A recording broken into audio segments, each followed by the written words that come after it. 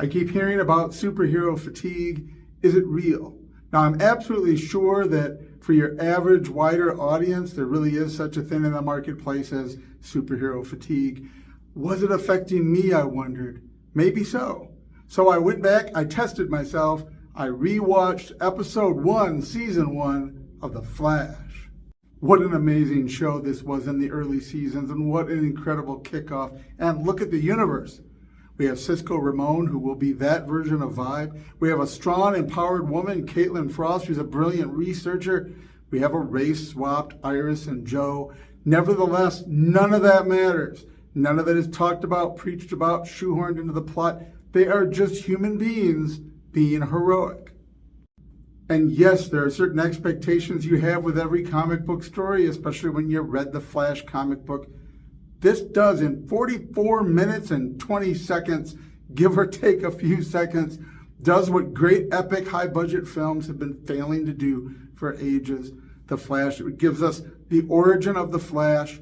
In the pilot, we meet all the necessary characters, we hear the backstory, we know the dynamic, we get a glimpse of how his mother was murdered, we get our first supervillain, we get the first costume, why it exists, and the team at Star Labs. We even get to see Arrow and have a whole discussion of, don't be like me, Barry, do your own thing and inspire people.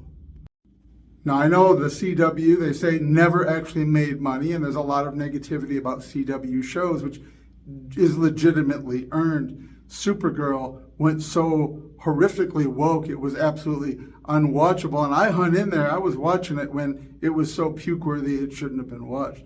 Legends of Tomorrow started off strong. Honestly, I did not catch Arrow when that whole thing began, but I wanted to catch The Flash. And starting with The Flash, I caught that.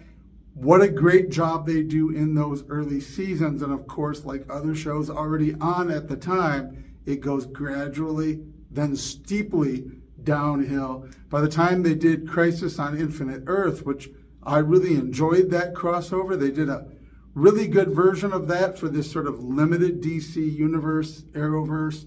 It was really good for the limitations. But then after that, what was left of it that was any good just totally went to pot.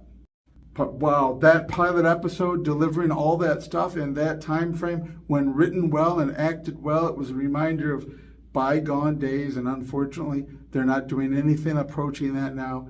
Even the ones that are good, like I thought Black Adam was good, not great. I enjoyed The Flash, it was good, not great. None of that stuff remotely touches what they used to be able to do in the early Marvel movies, what they were doing in the early Arrowverse.